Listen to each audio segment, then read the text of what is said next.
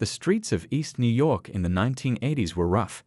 The crack epidemic had turned neighborhoods into open-air drug markets. People were scared to walk outside after dark. In times like these, communities relied on police officers to keep them safe. But what happens when the good guys aren't so good? Detective Michael Dowd wasn't what you'd picture when thinking of a corrupt cop. He was young, had a family, and started his career wanting to make a difference. But the temptation of easy money changed everything. It started small.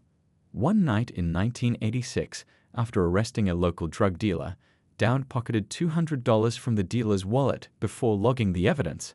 Nobody noticed. A few weeks later, he did it again, taking $500. Then $1,000. Before long, he wasn't just stealing money, he was actively protecting drug dealers. They were making thousands of dollars a day selling crack, and I was making $400 a week risking my life, Dowd later explained to investigators. Something just clicked in my head. The transformation was complete when Dowd partnered with Officer Ken Urell. Together, they created a protection racket that would shock the city. Drug dealers paid them thousands of dollars weekly to warn about raids and even arrest rival dealers. Some nights they drove their police car directly to drug spots to collect cash, still wearing their uniforms. The corruption wasn't limited to just these two officers. Their precinct, the 75th in Brooklyn, earned the nickname the Buddy Boys, a place where cops watched out for each other even when they broke the law. At least a dozen officers joined their network, turning the police station into a criminal headquarters. What's really shocking is how long it continued. For 6 years, Dowd and his partners got rich while the neighborhood suffered. They drove fancy cars, bought vacation homes, and wore expensive jewelry, all on a police salary. Their bosses either didn't notice or didn't care to look closely.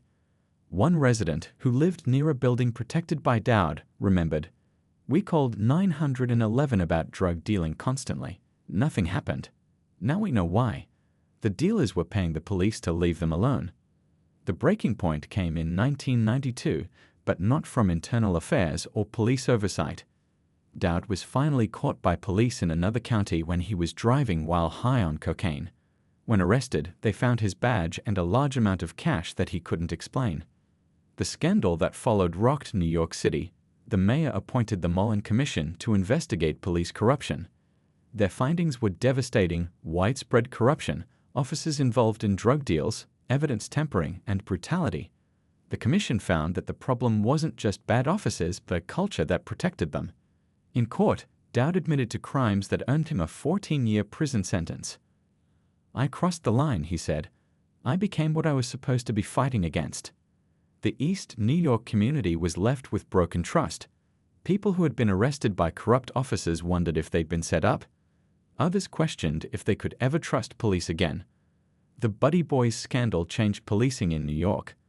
The city created a permanent commission to investigate police corruption. New officers now receive ethics training, and cameras watch police in ways unimaginable in the 1980s. But the damage was done. In neighborhoods where police were supposed to be protectors, they had become predators. And for many residents, the badge that should have meant safety had become a symbol of betrayal. The question that haunted the city then still matters today: who watches the watchman? Los Angeles in the 1990s was a city still healing from the wounds of the Rodney King riots. Gang violence was at its peak. In the heart of this chaos was the Rampart Division, covering some of the city's toughest neighborhoods. To fight the gangs, the LAPD created an elite unit called CRASH, Community Resources Against Street Hoodlums. These officers weren't your typical cops. They dressed in plain clothes, knew the streets, and had their own logo, a playing card with a skull. They were supposed to be the good guys taking down dangerous gang members. But power without oversight created something monstrous. At the center of it all was Officer Rafael Perez, a charismatic cop who joined CRASH in 1995. "We were gods," he later told investigators. "We could do whatever we wanted to whoever we wanted." And that's exactly what they did. It started with small things: roughing up gang members, planting small amounts of drugs on suspects, or writing false reports to justify arrests. But it quickly grew worse. Crash officers began stealing drugs from evidence rooms, taking money from dealers during raids, and beating confessions out of suspects. One resident from the neighborhood remembered.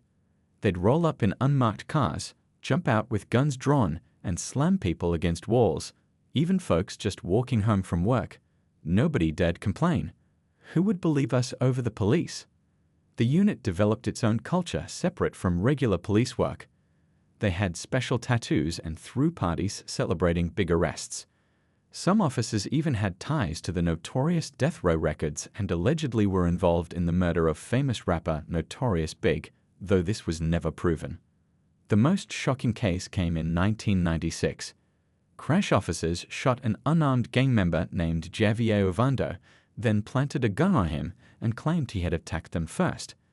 The innocent man was sentenced to 23 years in prison based on their lies. The house of cards began falling in 1998 when Perez was caught stealing cocaine, not just a little, but 8 pounds of it, from the police evidence room. Facing serious jail time, he made a deal with prosecutors. He would tell everything about Stirash in exchange for a lighter sentence. What followed was the biggest police scandal in Los Angeles history. Perez's confession implicated over 70 officers in wrongdoing. He described how they planted evidence, lied under oath, and framed innocent people. One officer, he claimed, kept a drop gun, an untraceable weapon to plant on suspects they shot. "We were more criminal than the people we were arresting," Perez admitted. The aftermath was massive. The district attorney had to review over 3,000 cases Crash officers had worked on. More than 100 convictions were overturned, including Javier Ovando, who was released after serving 3 years for a crime that never happened. The city paid out over $125 million in lawsuit settlements. The LAPD itself was placed under federal oversight for nearly a decade. Crash was disbanded. New rules about body cameras, oversight, and accountability were put in place. For the people of those neighborhoods, the damage to trust was immeasurable. Many had tried reporting these officers for years but weren't believed. "The scary part wasn't just what they did," said one community activist. "It's that they almost got away with it. If Perez hadn't been caught stealing that cocaine, how many more lives would they have destroyed?" The Rampart scandal forced America to ask difficult questions. What happens when those meant to enforce the law believe they're above it? And how do we rebuild trust once it's shattered? If you drove past the old warehouse on Chicago's west side, you'd never guess what was happening inside. The brick building at Homan Square looked abandoned from the outside. Windows covered, minimal signage, just another forgotten building in a struggling neighborhood. But between 2004 and 2015, this ordinary-looking place hid extraordinary secrets. "My son disappeared for 3 days," one mother told reporters later. "I called every police station in Chicago. They all said they didn't have him. I thought he was dead.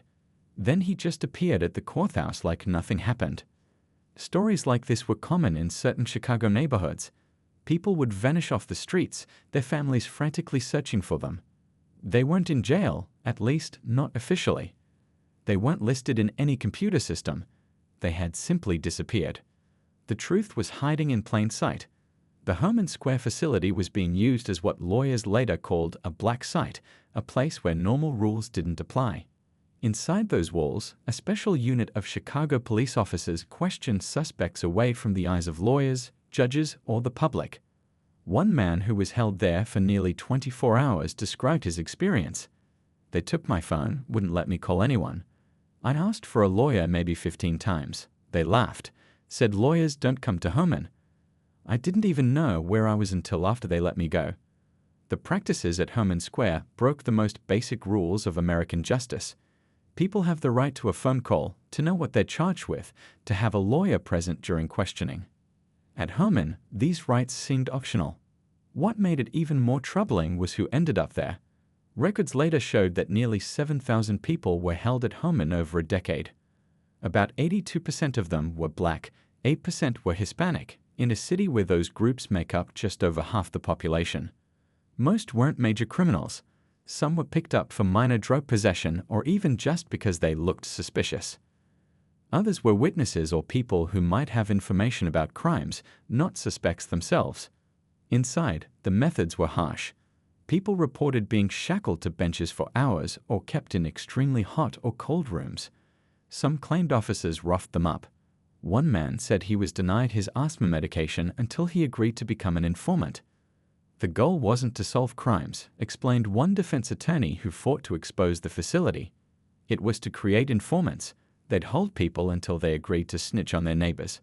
That's why they kept them off the books, so they could pressure them without lawyers getting in the way. The system worked for years because of the wall of silence around it. Complaints were ignored. Officers denied it existed. Politicians looked the other way.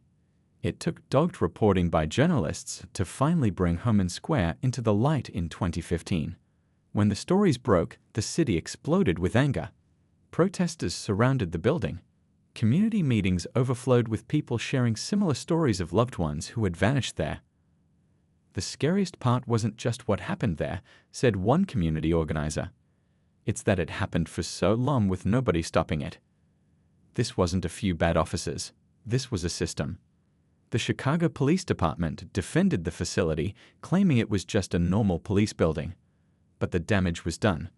Coming after years of police scandals, Homan Square became a symbol of a broken relationship between police and the people they were supposed to protect. The city never officially admitted wrongdoing, but changes followed. New rules required better tracking of detainees. Body cameras became more common. The Department of Justice launched an investigation that found a pattern of civil rights violations throughout Chicago policing. For many Chicagoans, though, the wound remains unhealed. How do you trust a system that could make you disappear? Baltimore has long struggled with gun violence. In 2007, city leaders created the Gun Trace Task Force, an elite squad of detectives with one job: get illegal guns off the streets and lock up the most dangerous criminals. On paper, they were heroes. In reality, they became something else entirely. They had badges, but they were straight-up robbers with badges, said one Baltimore resident who encountered the unit in 2015. Nobody would believe us. They were supposed to be the good guys. The Gun Trace Task Force, or GTTF, wasn't a case of officers gradually sliding into corruption. Their leader, Detective Wayne Jenkins, built the unit as a criminal enterprise from the start. He carefully selected officers he knew would go along with his schemes and keep quiet. Their methods were both simple and shocking. They would target people they believed had drugs or money, not just criminals, but anyone they thought wouldn't fight back. Using their police powers, they would stop cars without reason, search homes without warrants, and use intimidation to get what they wanted. They pulled me over coming from the bank, one business owner later testified. They took $15,000 I had just withdrawn to pay my contractors. When I said I'd report it, they laughed and said, "Who you gonna tell? We're the police." The levels of corruption were almost unbelievable. GTTF officers carried toy guns in their cars to plant on suspects if they ever shot someone unarmed. They would break into homes, steal money, and then film themselves finding smaller amounts of cash to turn in as evidence. They falsified overtime reports, sometimes claiming to work 18-hour days while actually on vacation in the Caribbean. One officer admitted in court that the unit would drive fast at groups of people on street corners. When everyone ran, a natural reaction in neighborhoods with high police tension, they'd chase someone down, knowing that innocent people often run from police out of fear. Then they'd search them and plant drugs if necessary. The officers lived like kings on their stolen money. Jenkins built a massive home with a pool. Others bought luxury cars and expensive clothes, all while making what should have been a modest police salary. What made the GTTF scandal different from other police corruption cases was the scale and organization. This wasn't one bad officer or a few cops taking bribes. This was an entire police unit operating as a criminal gang with the full protection of their badges. The breaking point came in 2017 when federal investigators, not Baltimore's own police department, finally caught on to the scheme. The FBI had been investigating drug dealers when they kept hearing stories about cops who were stealing money. They set up wiretaps and caught the officers discussing their crimes. When the arrests finally came, the city was stunned. 8 officers from the elite unit were charged. 6 pleaded guilty. 2 went to trial and were convicted. Jenkins, the ringleader, received 25 years in prison. The human cost was staggering. Hundreds of cases had to be thrown out because they were built on the testimony of corrupt officers. Many innocent people had spent years in prison based on planted evidence and false testimony. "They stole my freedom," said one man who served 4 years for drugs that officers had planted. "How do I get those years back? My kids grew up without me because of their lies." For Baltimore, a city already struggling with trust between police and communities, the GTTF scandal was devastating. The corruption was so brazen, so widespread, and remained hidden for so long that many wondered, if an entire unit could go rogue, what else might be happening? Perhaps most disturbing was that while they were committing these crimes, the officers of the GTTF were being praised as model cops.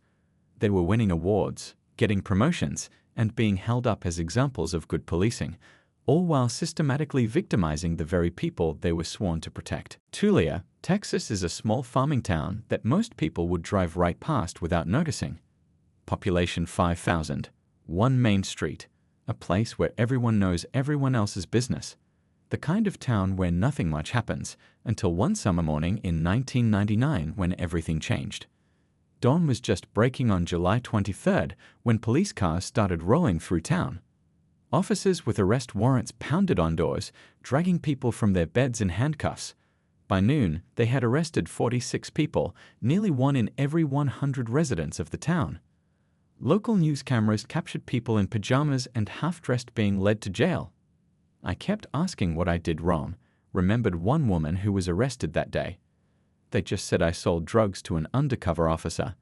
I had never seen this man in my life." The man they hadn't seen was Tom Coleman, an undercover officer who had spent 18 months in Tulia supposedly buying drugs. Now his work had led to the biggest drug bust in the town's history. The arrests made national news. Coleman was hailed as a hero. But something about the story didn't add up.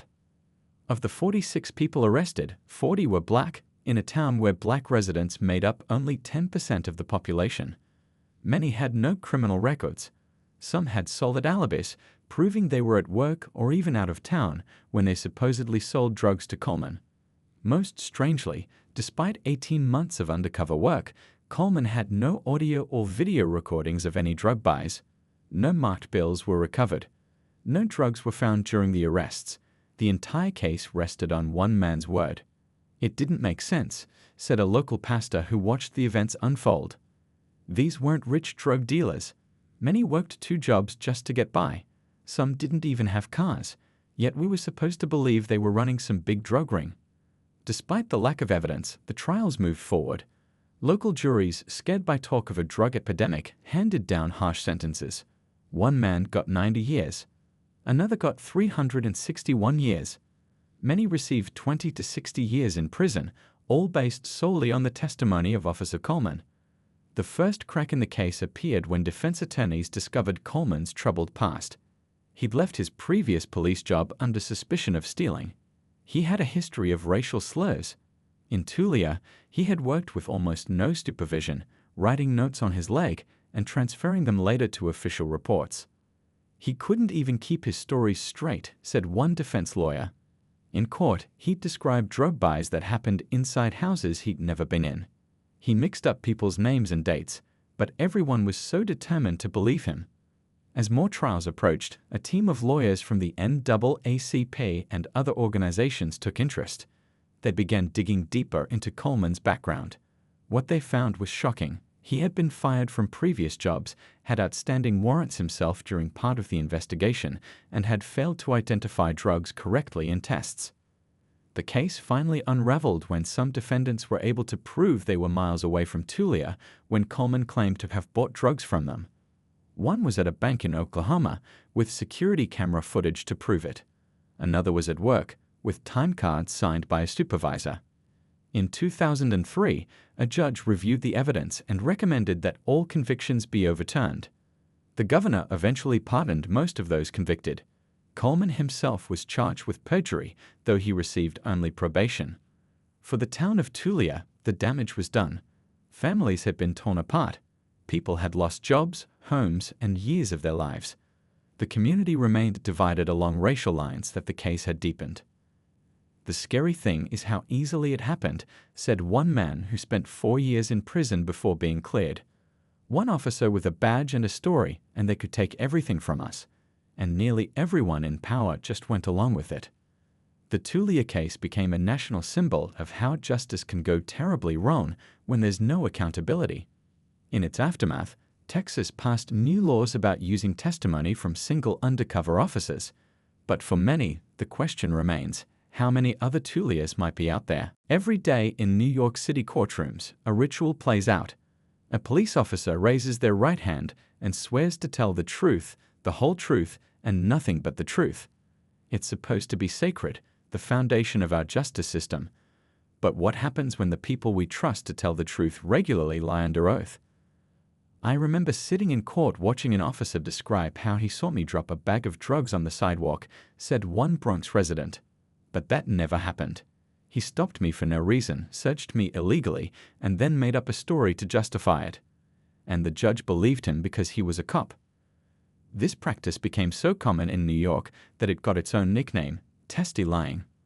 Officers would routinely fabricate details, exaggerate facts, or completely invent scenarios to justify stops, searches, and arrests that otherwise would have been illegal.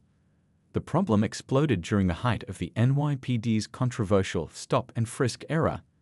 Between 2002 and 2013, New York police stopped and searched over 5 million people on the street. Most were young men of color. Nearly 90% were completely innocent of any crime. To justify these stops, officers needed reasonable suspicion, a legal standard requiring specific facts suggesting criminal activity. Without it, the stops were unconstitutional. The solution for many officers was simple: make up the facts after the fact. Common lies included claiming people were making furtive movements, acting suspiciously, or had a bulge in their waistband. In marijuana cases, officers regularly claimed drugs were in plain view, even when they were hidden in pockets or backpacks. The scale of the deception only came to light because of brave officers from within the department. In 2013, Officer Pedro Serrano secretly recorded his commander during a precinct meeting in the Bronx. The recording sent shockwaves through the city. "I'm going to tell you this," the commander could be heard saying. "The male blacks 14 to 2021, they must be stopped." The recording proved what many had claimed for years, that race, not behavior, was driving who got stopped. Another officer, Adrian Schoolcraft, secretly recorded hundreds of hours of precinct conversations that revealed an obsession with numbers and quotas, explicitly demanding officers make a certain number of stops and arrests each month, regardless of whether they witnessed actual crimes. "It became about pleasing the bosses, not about protecting the public," explained one former officer who left the force during this period. If you didn't get your numbers, you got punished with bad shifts, no overtime, no days off. Guys who hit their targets got rewarded. So what do you think happened? People started rounding up anybody they could find. The pressure created a culture where lying became normalized. Officers who didn't meet quotas faced humiliation in front of colleagues or lost career opportunities. Those who spoke up were labeled rats and often harassed. When Schoolcraft reported misconduct, fellow officers actually had him involuntarily committed to a psychiatric ward. The courts became part of the problem too. Judges heard so many identical stories from police witnesses that a common joke among defense attorneys was, "Testallying is like a script. First the furtive movement, then the bulge in the waistband, and finally the drugs magically appear in plain view." Despite the obvious patterns, judges continued to take officers at their word. For everyday New Yorkers caught in this machinery, the consequences were severe. A bogus arrest meant potential job loss, expensive legal fees, and sometimes jail time. Even when cases were eventually dismissed, the damage was done. "My son missed his high school graduation because of an arrest that never should have happened," one mother explained. The case was thrown out months later when the officer's story fell apart. But you can't get those moments back. The practice finally began to change after several major lawsuits forced NYPD reforms. In 2013, a federal judge ruled that the city had turned a blind eye to the evidence that officers are conducting stops in a racially discriminatory manner. New training, body cameras, and oversight mechanisms were implemented. But for many New Yorkers, the damage to trust remains.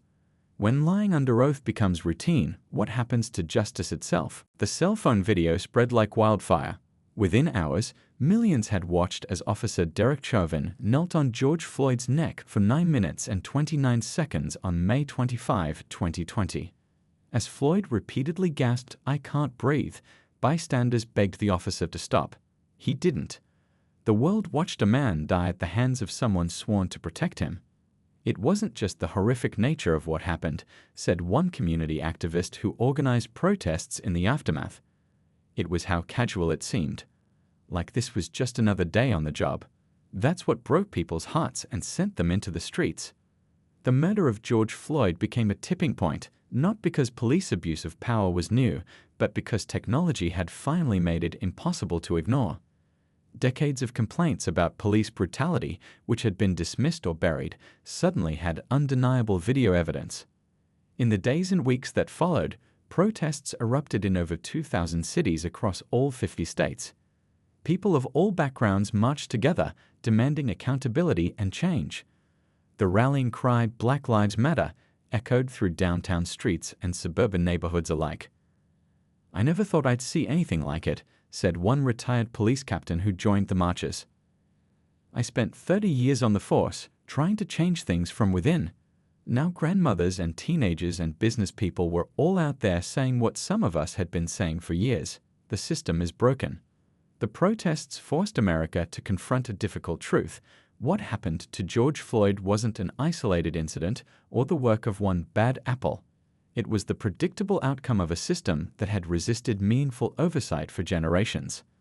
The history of police reform in America is filled with moments of outrage followed by promises of change. After the beating of Rodney King in 1991, departments across the country pledged new training. After Michael Brown's death in Ferguson in 2014, body cameras became the new solution, yet the problems persisted. "We've been here before," said one civil rights attorney who had been fighting police misconduct cases for decades. "The pattern is always the same: a shocking incident, public outrage, promised reforms, and then a return to business as usual once the cameras move on. The question is whether this time will be different." There are some signs it might be. In the aftermath of Floyd's murder, changes that once seemed impossible began to happen with remarkable speed. Minneapolis voted to disband its police department and create a new public safety agency. Cities across the country banned dangerous restraint techniques. Some redirected portions of police budgets towards social services and mental health response teams. Perhaps most significantly, many states reformed or eliminated qualified immunity, a legal doctrine that had long shielded officers from consequences even for blatant misconduct. "It's not just about punishing bad officers," explained one police reform advocate. "It's about creating systems where problems get caught early before they become fatal. It's about changing the culture so officers who speak up about misconduct are rewarded, not punished."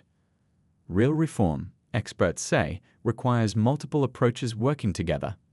Better screening to prevent problematic people from becoming officers in the first place. Improved training that emphasizes de-escalation over force.